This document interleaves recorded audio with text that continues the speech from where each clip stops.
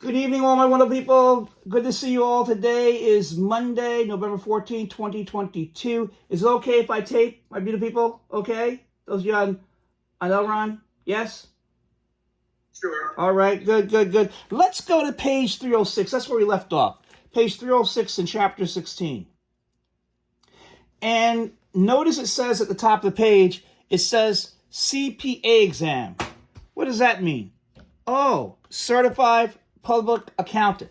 Certified public accountant. Okay? So it says the note or memorandum. That's where we left off. The statute of frauds requires a writing to evidence those contracts that come within its scope. This writing may be a note or memorandum as distinguished from a contract. The statutory requirement is, of course, satisfied if there is a complete written contract signed by both parties. Why do we have the statute of frauds, my beautiful people? Why do we have the statute of frauds? What's the purpose of the statute of frauds? Anybody, chime in. What's the purpose of the statute of frauds? Why do we have people from doing illegal stuff? Okay, because sometimes people do not tell the truth. Sometimes people lie, right? And so we have the statute of frauds. Now notice it says here, the signing. The note or memorandum must be signed by the parties sought to be bound by the contract. What do they mean by that? What do they mean by that? It goes on to say, we're on page 306, 16-1C, note or memorandum. In the previous scenario involving Mark Wahlberg and Steven Spielberg, suppose the parties agreed to view the film. Let me read it again. In the previous scenario involving Mark Wahlberg and Steven Spielberg, suppose the parties agreed to do the film according to the same terms, but agreed to begin shooting the film a year from next April. Something should be going off, right? A year from next April? And Mark wrote the essential terms on a napkin, dated it, and had Steven sign it to make sure that I got it right. Mark then placed a napkin in his wallet for his records. Now, can you enforce that contract against Steven Spielberg? Let's go to the chat. How many wonderful people say yes? How many say no? Who's not sure? And who didn't vote? This is a fantastic question for a test. Okay? This is a great question for a test. Let me see what you're writing here. And if the answer is yes, why is it yes? My wonderful people, if you put down yes, why is it yes? Someone tell me why it's yes, if you think it's yes. Because it's signed, and it has all the, it's signed by at least one party, and it has all the elements to create a contract. So take a look. Yes, take a look. Because the contract could not be performed in 1 year after the date of the agreement, a writing would be required. Remember we talked about that last week, right? The diagram you're going to need to know for your final test. You have to know that diagram, right? Statute of frauds. And then parole evidence rule also. So it has to be in writing, right? Because it's beyond a year, right? Because the contract could not be formed within 1 year after the date of the agreement, a writing would be required.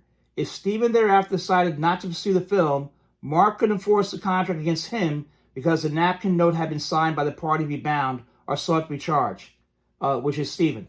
Now here's my next question for you to go on the chat. Can we enforce this contract, this memorandum, this note, can we enforce it against Mark? Yes or no, my wonderful people? Go ahead to the chat.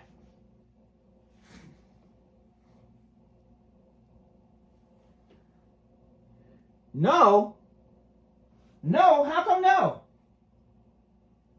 No's the right answer, but how come no? You're right. Because Mark didn't sign it. Oh, because Mark didn't sign it? Yep. The party be charged? And that's exactly it. Okay? Excellent, guys. Excellent. However, if Mark later decided not to appear in the film, the agreement to do the film could not be enforced against Mark because no written writing existed signed by Mark. The party sought to be charged. Signature may be an ordinary one or any symbol that is adopted by the party as a signature. It may consist of initials, figures, or a mark. In the absence of a local statute provides otherwise, a signature may be made by pencil, pen, typewriter, print, or stamp. It is unlikely that a logo can constitute a legal signature. Then it talks about electronic signature. Electronic signatures have parity with the on-paper signatures under the Uniform Electronic Transfers Act, right? E-sign, right? Content. What has to be in the content? The note or memorandum must contain all the essential terms of the contract so that the court can determine just what we agreed. If any essential term is missing, the writing is not sufficient. A writing evidencing a sale of land that does not describe the land or identify the buyer does not satisfy the statute of frauds. The subject matter must be identified either within the writing itself or in other writings to which it refers. Okay? A deposit check given by the buyer to the seller does not take an oral land sales contract out of the statute of frauds. This is so because the check does not set forth the terms of the sale. The note or memorandum may consist of one writing or of separate papers, or on page 307 at the top, such as letters or a combination of such papers. What's linkage? Have that in my textbook. What's linkage? What in the world is that? Linkage? What's that? Linkage. Separate writings attached to the form of the contract. So here, notice, separate writings cannot be considered together unless they are linked. Linkage may be by express reference in each writing to the other, or by the fact that each writing clearly deals with the same subject matter. So they're linked, right? And an exchange of emails may constitute an enforceable agreement if the writings include all of the agreement's essential terms. For example, 3 emails were determined to be a binding integrated fee agreement linking the Kotzowitz law firm to a flat $1 million fee and rejected the higher success fee sought from the client. On September 8, 2006, Kotzowitz, by attorney Greenberg, emailed the proposed fee arrangement to the client's in-house counsel, Bergman, which provided in relevant part, we can do the Cardtronics case for a flat $1 million, payable over 10 months, as you suggested, exclusive of disbursements, plus 20% of amounts recovered above some number, as opposed to a percentage payable from the $1. Based on the numbers we have, which obviously are approximations, we actually think the damages could be between 10 and 11 million over the life of the contract. So I'm thinking of 20% of everything above 4 million as excess fee portion. On September 19, 2006, Goldberg sent an email to Bergman in which he stated in relevant part, I would love to have our fee arrangement in place by then so I can just tear into these guys. In an email response to Kotzowitz the same day, Bergman wrote, go! Now, what's going to be the conclusion? The recovery amount of $1.75 million and no success fee was called for under the agreement. Evidence from the what? Evidence from the what? By one of people? Emails. Yeah, emails. Very good. Evidence from the emails, right? The emails show that there's some type of agreement going on here, okay? The effect of non-compliance? What's that? Non-compliance. Majority of states hold that a contract that does not comply with the statute of frauds is not enforceable. Oh, we learned that, right? If an action, unless there's exception there, right? If an action is brought to enforce a contract, the defendant can raise the defense that the alleged contract is not enforced because it is not evidenced by writing as required by the statute of frauds. Okay. Turn with me to page 308. Recovery of value conferred. Quantum merit? What's all this stuff? In most instances, a person who is prevented from enforcing a contract because of the statute of frauds is nevertheless entitled to recover from the other party the value of any services or property furnished or money given under the oral contract. Recovery is not based on the terms of contract, but on a what? Quasi. We've seen that, right? Quasi-contractual obligation. The other party is to restore to the plaintiff what was received in order to prevent what? You're going to have that on your test. Unjust enrichment. Unjust enrichment. Very good. At the plaintiff's expense. For example, when an oral contract for services cannot be enforced because of statute of frauds, the person performing the work may recover the reasonable value of the services rendered. That's a good little review. Who may raise the defense of non-compliance? Only a party to the oral contract may raise the defense that it is not binding because there is no writing that satisfies the statute of frauds. Third persons, such as an insurance company or the Internal Revenue Service, cannot claim that a contract is void because the statute of frauds was not satisfied. Any questions about the statute of frauds? We went over that last time. Okay. Page 308, 16-2, parole evidence rule. What in the world is parole evidence? What is that? Parole evidence. What? Parole evidence? What's that? When the contract is evidenced by a writing, may the contract terms be changed by the testimony of witnesses. Excellent. And so parole evidence is testimony evidence. Are you with me? It's testimony evidence. Okay? So parole evidence means testimony evidence rule. Look what it says here. And I have questions. It says read here. What is the parole evidence rule? Why do we have the parole evidence rule? What is the theory behind the parole evidence rule? When will we allow parole evidence in testimony? When is parole evidence admissible? What is the theory behind it? What's the social objective? All those I have in my textbook here. 16-2A. Exclusion of parole evidence. The general rule is that parole evidence or extrinsic evidence, and I'm adding or testimony evidence. Are you with me? Testimony evidence, right?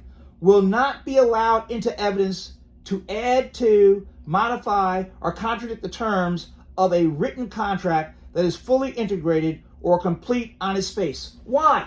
Why, my wonderful people? Why? Why? How come we won't allow testimony into court when we have a completed writing?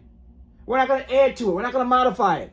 We're not going to contradict the terms of the contract, of the fully integrated, fully complete contract. Why? Anybody? Because it's understood that the parties who made the contract made it the way they wanted it. So there's no need to add anything else to it. The courts won't even adjust it unless it's unclear or ambiguous. Hold it. You mean you can't have, in general, unless there's an exception. I know you read this already, right? Because we're way on chapter 19 and 18 and 20 and 21. No, I'm teasing. 18 though, right? You can't add to it. We're on the bottom of page 308. You can't modify? Why? Well, it's exceptions. Only if you want to show or prove fraud, duties, or mistakes. Oh, so there is an exception, but the general rule is you can't because what? Kerwin,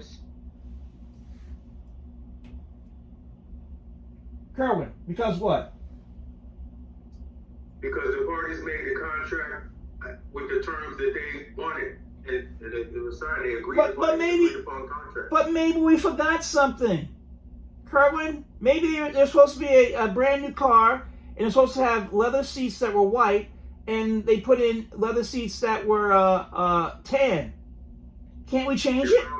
They're bound by the terms of the contract. If they didn't proofread that contract and make sure everything was in there, they're stuck with whatever's in there. Let's say that after the negotiations, they said just orally or whatever, yeah, we'll get you the tan seats, but nothing's in writing. What? And its contract says this is the contract. Nothing can be added to or modified. What then? Then you have a what? A fully what? Without any fraud, duress, or mistake. I'm not talking about that. Then you have a contract, right?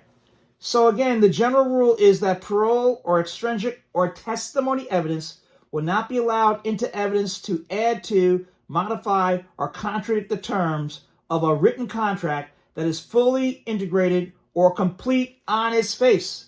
Evidence of an alleged earlier oral or written agreement within the scope of the fully integrated written contract or evidence of an alleged contemporaneous oral agreement within the scope of the fully integrated written contract is what? Is what?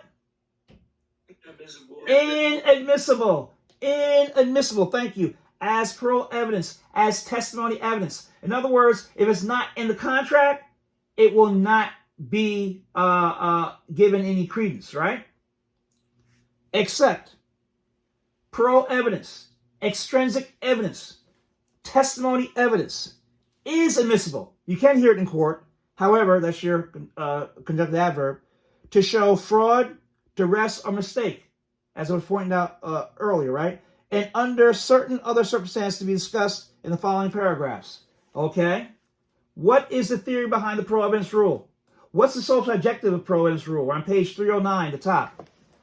The parole evidence rule is based on the theory that either there never was an oral agreement, or if there was, what happened? The parties what?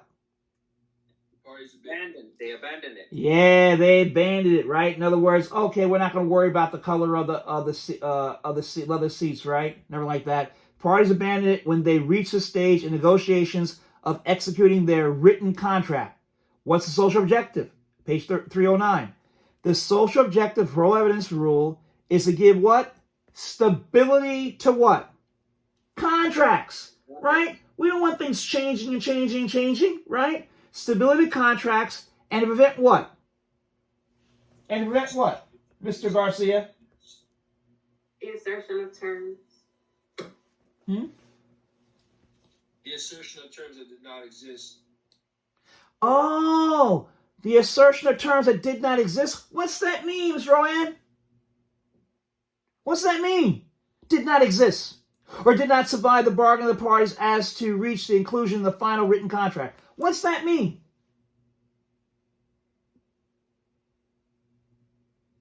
We're trying to prevent what, Mr. Garcia or Ms. Rowan? Yes.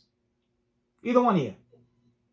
I guess you're preventing anything that was never added to the Which means we're trying to stop them from doing what?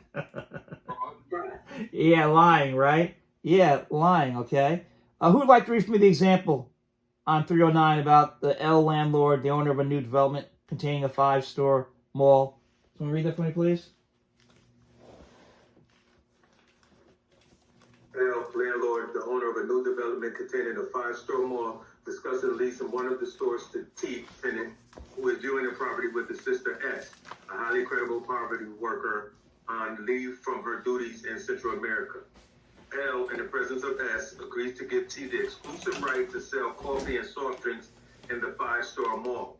Soon, L and T execute a detailed written lease for the store, which makes no provision for T's exclusive right to sell soft drinks and coffees in the mall.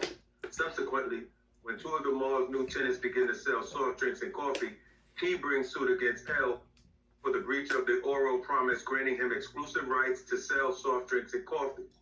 T calls S as his first witness to prove the existence of the oral promise. L, through his attorney, will object to the admission of any evidence of a prior oral agreement that would add to or amend the fully integrated written lease, which set forth all restrictions on the landlord and tenant as to uses of the premises. After study of the matter, the court, based on the parole evidence rule, will not hear testimony from either S or T about the oral promise L made to T. In order to preserve his exclusive right to sell the drinks in question, T should have made certain that his promise was made part of the lease. His lawsuit will not be successful. Thank you. Where did he go wrong? What's the mistake? Anybody? What's the mistake that was made? He didn't view the lease before it was signed. Yes, that's true. What else? What's that last line that you read? The next to last line, right? He should have made sure that the promise was part of the lease. Yeah, he should have made sure that what? The promise was part of the lease. Yeah, that's where he messed up, right? Very good. Thank you. Thank you for reading that, too. Thank you all for participating. 16-2B. It says right here, when the parole evidence rule does not apply, the parole evidence rule will not apply in certain cases. The most common of these are discussed in the following paragraphs. Ambiguity? What in the world's ambiguity? If a written contract is ambiguous or may have two or more different meanings, pro evidence, testimony evidence, and stringent evidence may generally be admitted to clarify the meaning. Pro evidence may also be admitted to show that a word used in a contract has a special trade meaning or a meaning in the particular locality that differs from the common meaning of that word. Okay, that makes sense, right? Fraud, duress, or mistake. A contract apparently complete on its face may have omitted a provision that should have been included. Pro evidence may be admitted to show that a provision was omitted as the result of fraud, duress, or mistake, and to further show what the provision stated. Pro evidence, testimony evidence, is admissible, allowed in court, to show that a provision of the written contract was a mutual mistake, even though the written provision is unambiguous. When one party claims to have been fraudulently induced by the other to enter into a contract, the pro evidence rule does not bar proof that there was fraud. So if there's fraud, you're allowed to show that, right? For example, the pro evidence rule does not bar proof that a seller of land intentionally misrepresented that the land was zoned to permit use in an industrial park. Such evidence does not contradict the terms of the contract, but shows that the agreement is what? Unenforceable, right? Turn the page, please. Top of page 310. Here's my question. Does the pro evidence rule prohibit a modification? Let's go to the chat. Yes or no? Does the pro evidence rule prohibit a modification? Let's see what you're all putting down here. Let me see.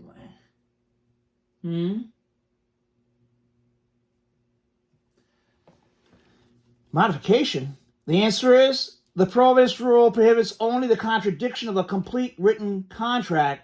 It does not prohibit proof that the contract was thereafter modified or terminated, right? It doesn't prohibit proof of that.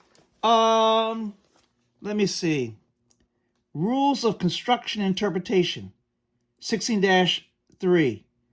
In interpreting contracts, courts are aided by certain rules. Okay. 16-3A. Intention of the parties. When persons enter into an agreement, it is to be presumed that they intend for their agreement to have some effect. What's that mean? When you enter into an agreement, you assume that the contract will have some type of effect. What's that mean, my wonderful people? Yeah, it's like do example from the car. You offer in a car and I want the car. Right? That means. And all the contract's been signed. You expect the car, right? Yeah. Okay. So here it says that a court will strive to determine the intent of the parties and to give effect to it. What's that mean, the intent of the parties? We've seen this now before. What's that mean? Now that we're on a higher level on everything, right? After all the chapters we've gone through. What's it mean?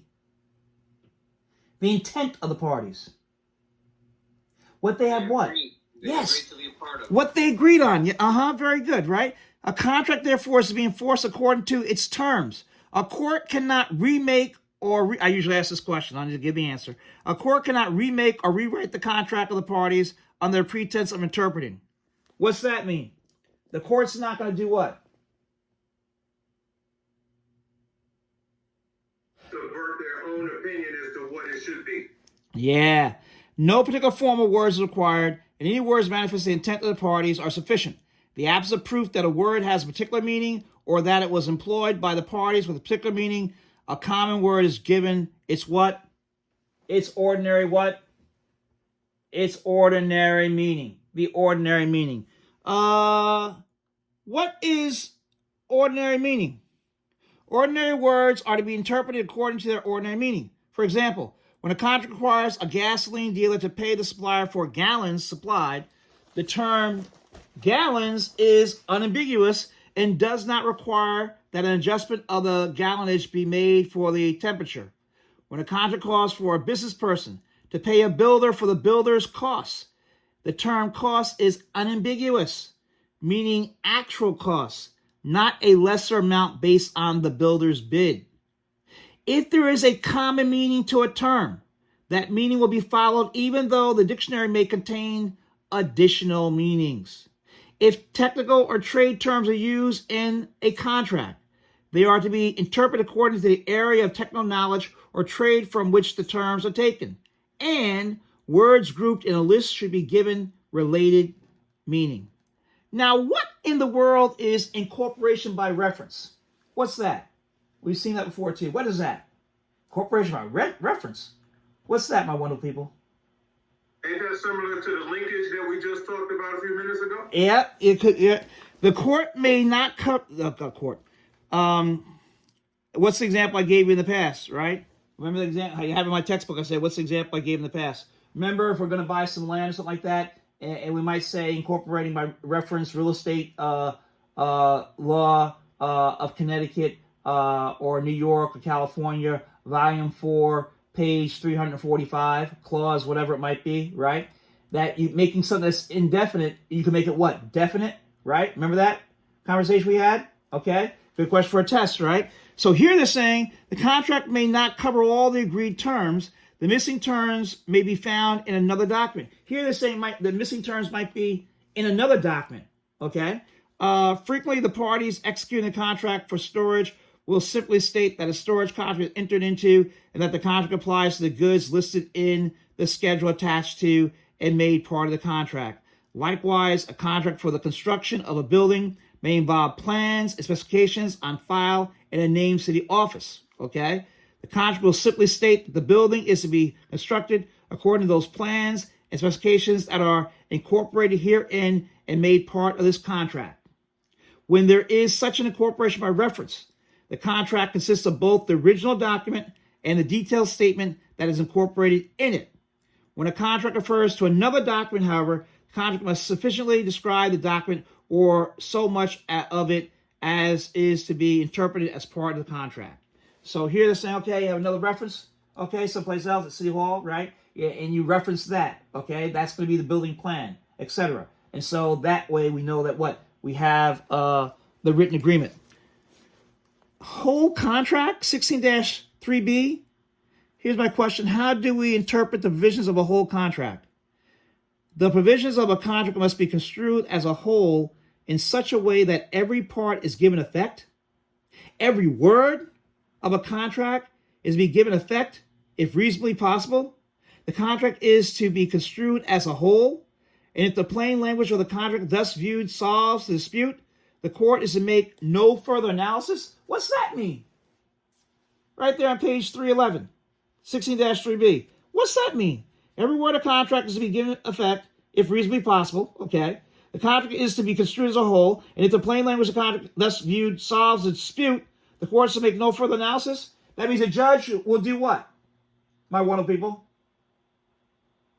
They'll look at the contract, and if the contract solves the problem, the dispute, right, the issue in the case, the judge will use what's in the contract. Does that make sense? Everybody catch that? Yes? All right, very good. Let's turn the page. Let's go to 312 here. What happens when there are contradictory terms or ambiguous terms in the contract? 16-3C. One term in a contract may conflict with another term, or one term may have two different meanings. It is then necessary for the court to determine whether there is a contract and, if so, what the contract really means. Okay, top of 313. What's the four corners rule? What is that? Look what it says here. If the language within the four corners of the contract is unambiguous, the parties' intentions are determined from the plain meaning of the words used in the contract as a matter of what? Law by the judge. A contract term or provision is ambiguous if what? It is capable of more than one reasonable interpretation because of the uncertain meaning of the terms or missing terms.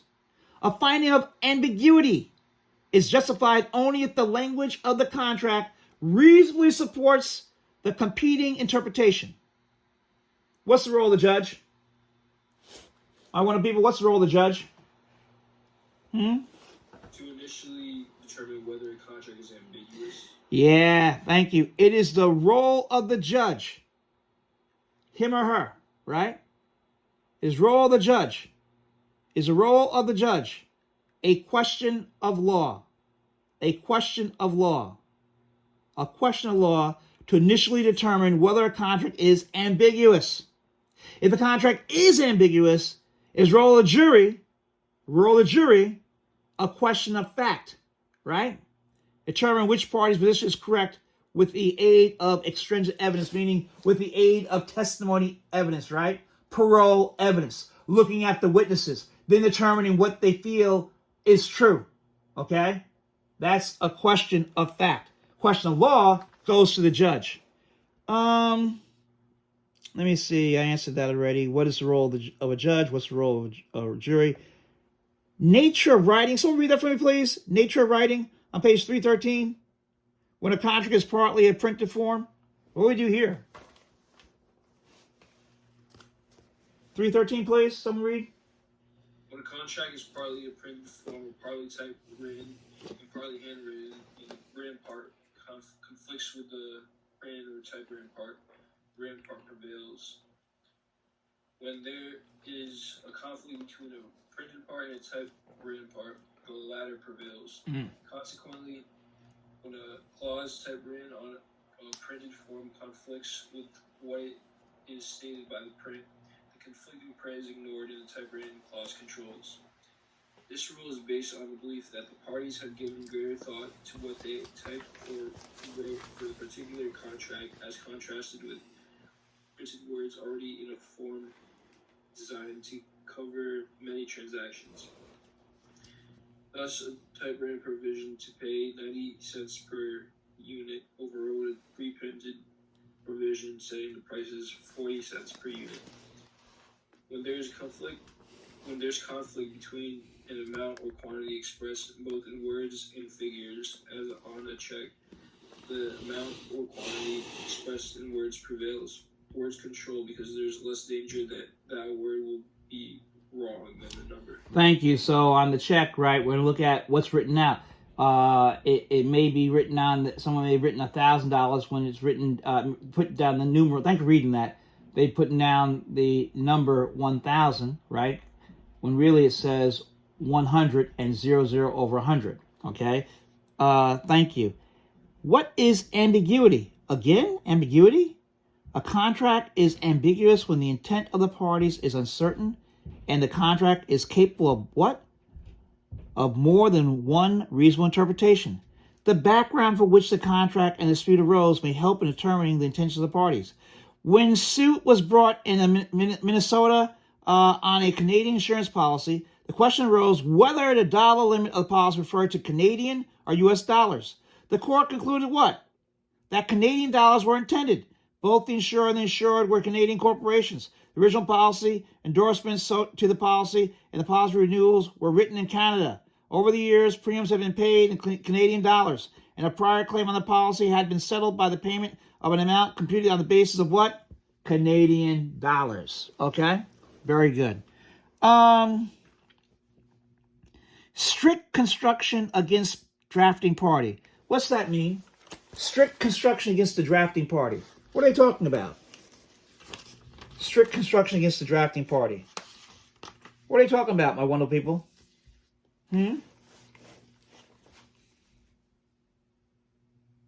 If the insurance company created the document, right, and there's a dispute in court, who's the court going to rule in favor? The one that wrote the contract.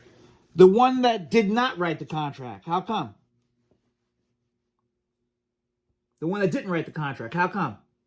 Because the one that wrote the contract should have made it what? More clear. Yeah, perfect, right? An ambiguous contract is interpreted strictly against the party who drafted it. Okay, so the insurance company, right? For example, an insurance policy containing ambiguous language regarding a coverage or exclusion is interpreted against the insurer and in favor of the insured when two interpretations are reasonably possible. This rule is a secondary rule that may be invoked only after all of the ordinary interpretive guides have been exhausted. The rule basically assigns the risk of an unresolvable ambiguity to the party creating it, right? So the insurance company created it, therefore will rule against them. Very good. 16-3D, bottom page 313, implied terms. In some cases, a court will imply a term to cover a situation for which the parties failed to provide or, when needed, to give the contract a construction or meaning that is reasonable. Turn the page, please. The court often implies details of performance of a contract not necessarily stated in the contract. In a contract to perform work, there is an implied promise to use such skill as is necessary to properly perform the work. What's that mean? They should do it to the what? Top of page 314. The best of their what? Ability, right? Every contract has an implied covenant of what, my wonderful people? Obligation. Of good what? Faith. Yes. That's a good question for a test too. Good faith, right? In every contract, there is an implied obligation that neither party shall do anything that will have the effect of destroying or injuring the right of the other party to receive the fruits of the contract. The fruits of the contract, right? This means that in every contract there exists an implied covenant of what? Of what, my wonderful people? Good faith and Fair dealing. fair dealing. Beautiful. When a contract may reasonably be interpreted in different ways, a court should make the interpretation that is in harmony with good faith and fair dealing. For example, when a contract is made subject to the condition that one of the parties obtains financing, that party must make reasonable good faith efforts to obtain financing. The party is not permitted to do nothing and then claim that the contract is not binding because the condition has not been satisfied. Likewise, when a contract requires a party to obtain government approval, the party must use all reasonable means to obtain it. Uniform Commercial Code imposes an obligation of good faith and performance or enforcement of every contract. Now, 16-3E, conduct and custom. The conduct of the parties and the customs and uses of a particular trade may give meaning to words of the parties and thus aid in the interpretation of their contract. Okay. What is the best guide to determine the intent of parties to a contract? What's the best guide? Conduct, or now we're on page 315. Conduct of the parties. Conduct of the parties. The conduct of the parties in carrying out the terms of a contract is the best guide to determine the party's intent. When performance has been repeatedly tendered and accepted without protest, neither party will be permitted to claim that the contract was too indefinite to be binding. For example, a travel agent made a contract with a hotel to arrange for trips to the hotel. After 80 trips had already been arranged and paid for by the hotel at the contract price without any dispute about whether the contract obligation was satisfied, any claim by the travel agent that it could charge additional fees must be rejected. What is custom and usage of trade? The customs and uses of trade or commercial activity to which the contract relates may be used to interpret the terms of a contract. What's turnkey mean? What's turnkey construction mean? My wonderful people, what's that mean? Good question for a test, right? For example, when a contract for the construction of a building calls for a turnkey construction, industry usage is admissible to show what this means. A construction in which all the owner needs to do is to turn the key in the lock to open the building for use, and in which all construction risks are assumed by the contractor. Custom and usage, however, cannot override express provisions of a contract that are inconsistent with custom usage. So custom usage, however, cannot override what? Express provisions of a contract that are inconsistent with custom and usage. Now, what in the world is avoidance of hardship, 16-3F? As a general rule, a party is bound by a contract even though it proves to be a bad bargain. We know that. We learned that before, right? If possible, a court will interpret a contract to avoid hardship. Courts will, if possible, interpret a vague contract in a way to avoid any forfeiture of a party's interest. When hardship arises because the contract makes no provision for the situation that has occurred, the court will sometimes imply a term to avoid the hardship. All right. Any questions? Would someone read for me, please, the summary? Someone read the summary for me, please. Bottom page 315. At least start it. Somebody. And then an oral agreement right there. Yes, please. Thank you. Sorry, guys, I'm a little sick. An oral agreement may be a contract unless it is in the intention of the parties that they should not be bound by the agreement without the writing executed by them. You're doing fine. Certain contracts must be evidenced by writing, however, or else they cannot be enforced. The statutes that declare this exception are called statutes of fraud. Yep. Statutes of fraud commonly require that a contract be evidenced by writing in the case of 1.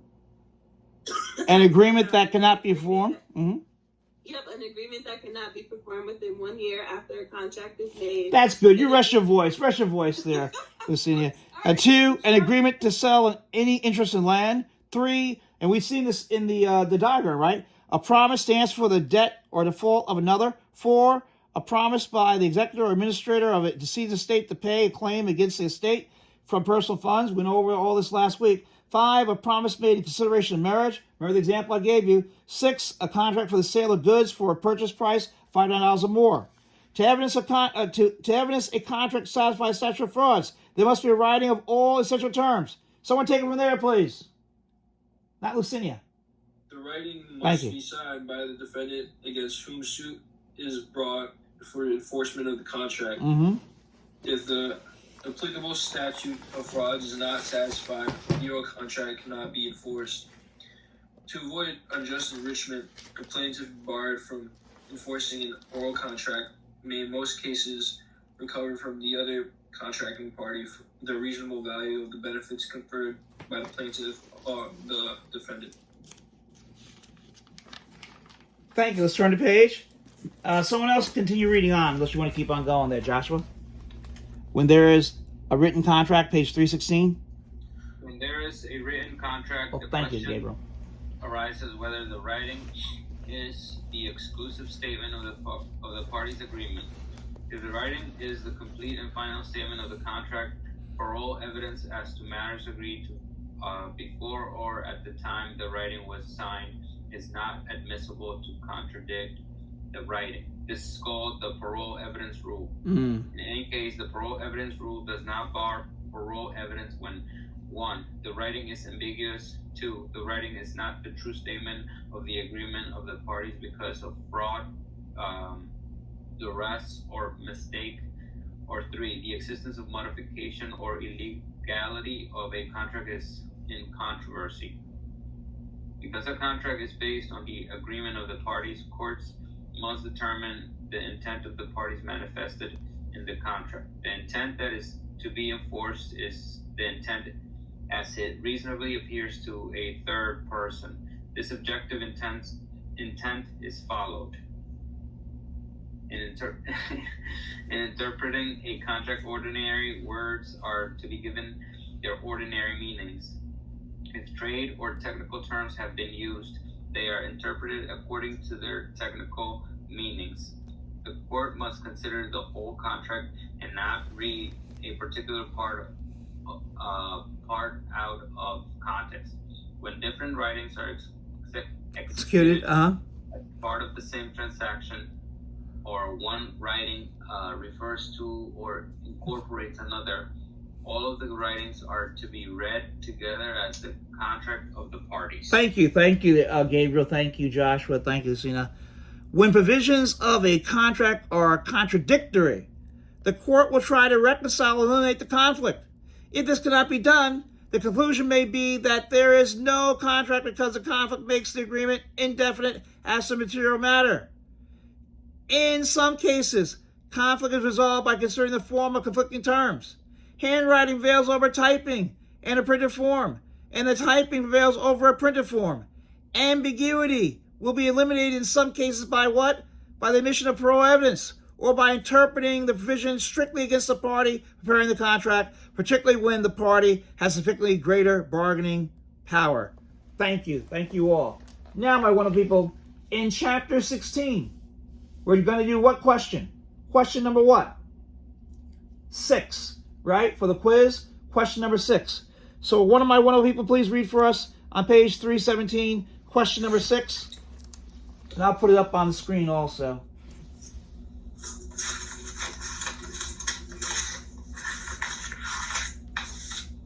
Question number 6. Louise Pussifer owned a farm that she wanted to sell and run on ID in the local newspaper.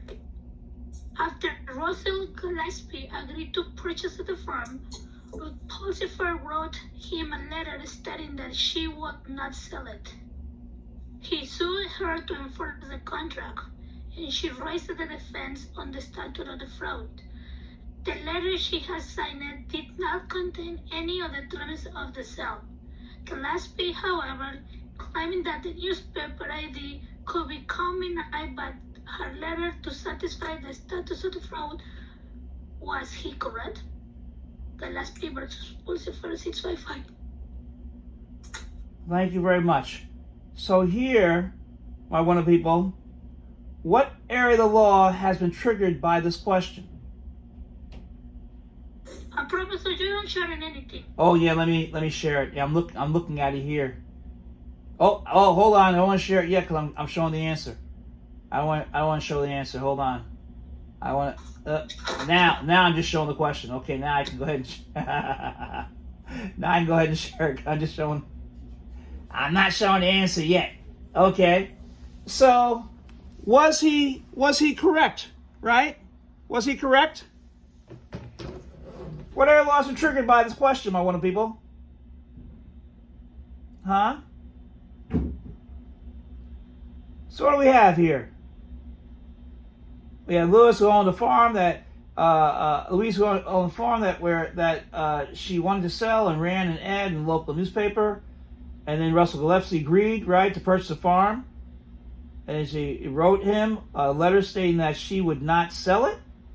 He sued her to enforce the contract. She raised offense of statute of frauds. The letter she had signed did not contain any of the terms of the sale. Gillespie, however, claimed that the newspaper ad could be combined with her letter. Oh, to satisfy statute of frauds? Was he correct? What's he trying to do?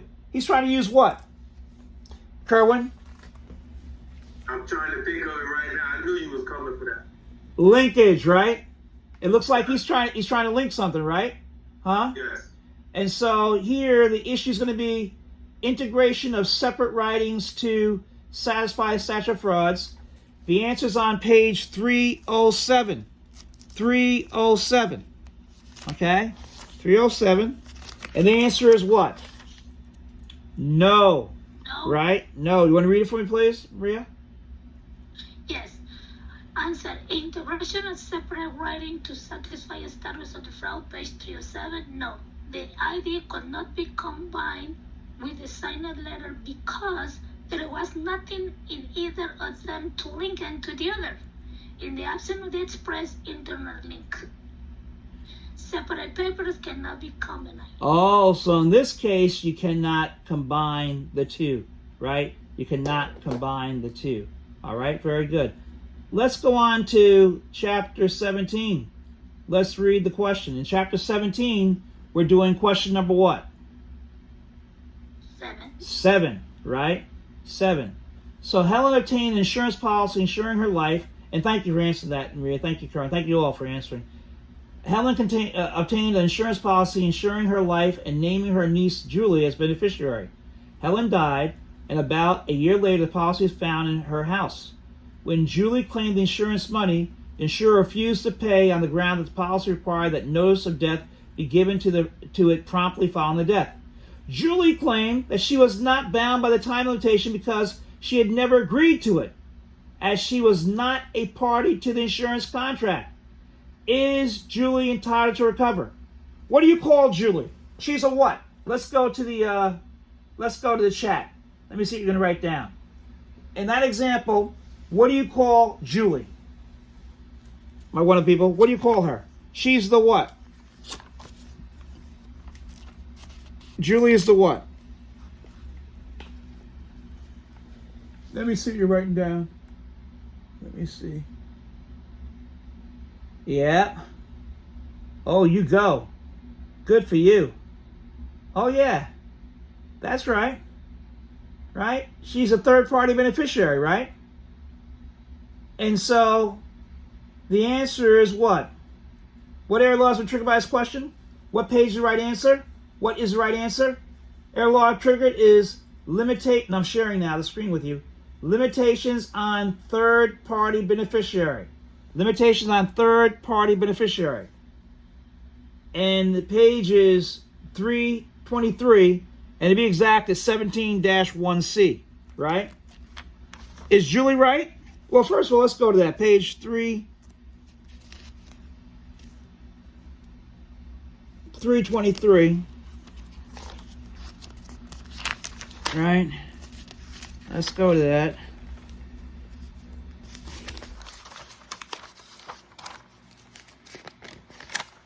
And let's go to specifically 17-1C.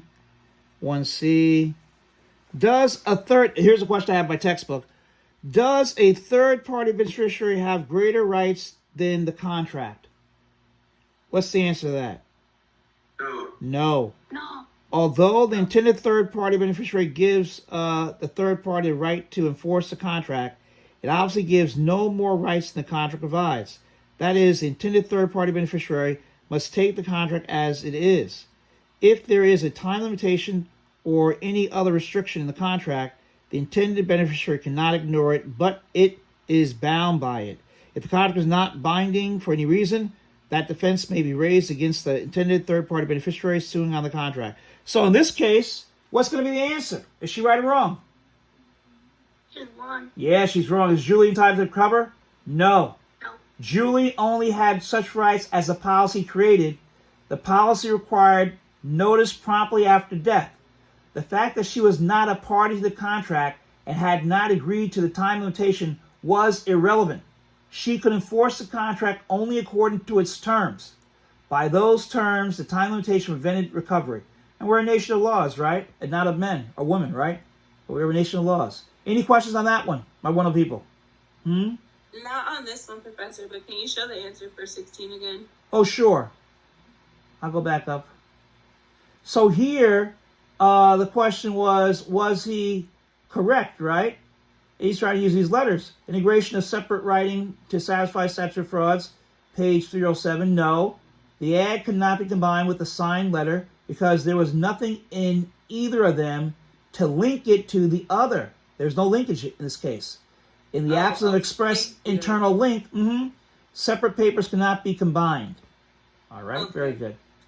And let's go ahead and do number 18, my wonderful people, and which is chapter 18, question number what? What's the question? Number 8. Yes, question 8, chapter 18, question number 8. Someone want to read that for me, please? A lesser leased a trailer park to a tenant at the time sewage was disposed of by a septic tank system that was not connected. Sorry, I'm looking at yours. I'm sorry. There you go. With the public sewage system. The tenant knew this, and the lease declared that the tenant had examined the premises and that the landlord made no representation or guarantee as to the condition of the premises. Sometimes thereafter, the septic tank system stopped working properly, and the county health department notified the tenant that he was required to connect the septic tank system with the public sewage system, or else the department would close the trailer park. The tenant did not want to pay the additional costs involved in connecting with the public system. The tenant claimed that he was released from the lease and was entitled to a refund of the deposit that he had made. Was he correct? Okay, thank you very much. What in the world are they fighting about? What in the world? And who did the reading for me? I couldn't see. With Cena. Oh, okay, thank you. Oh yeah, okay, I see it. Yep, I see it. Yeah, very good, thank you. So what are they fighting about, my wonderful people? About our lease. What about it? Of the septic system. What about that the system? It wasn't in the lease that he would have to pay for the fixing and or the correct working of the septic system. So here, we're talking about economic frustration. Okay, economic frustration. All right. Now, economic frustration. What are you talking about? Economic frustration. What in the world is that? Economic frustration. What's economic frustration? By the way, I like the diagram on page 342 also, right? I like that diagram for your final two test. Well, you have test number 4, part 1, test number 4, part 2. Okay, so I like that the diagram on 303, which I mentioned last week, statutory frauds. I also like the one on page 342, and it has down here economic, right? Disappointment. And so economic frustration is the area triggered here. And what are the pages? Pages what? 348 to what? 349. Yes, which I know you've all read already, never like that. And the answer is no. The tenant had entered into the transaction with knowledge of the sewage system that existed then. The tenant knew or had reason to know that such a system would wear out and that under the law he might be required to connect with the public sewage system. Consequently, the event that occurred was merely the realization of a risk that was within the contemplation of the parties when the lease was made, and that the tenant had assumed on entering into that lease without making any express provision as to what should happen in the case it was necessary to connect with the public sewage system. So, again, the answer in this case is what? No. Okay? Was he correct? No, he's not correct. Okay? Well aware of what was going on. All right? Any questions on that one? Everyone see? Economic frustration, pages 348 to 349. Okay? Very good. Now, and don't forget for chapter 19, we do question number 9. Okay, question number 9.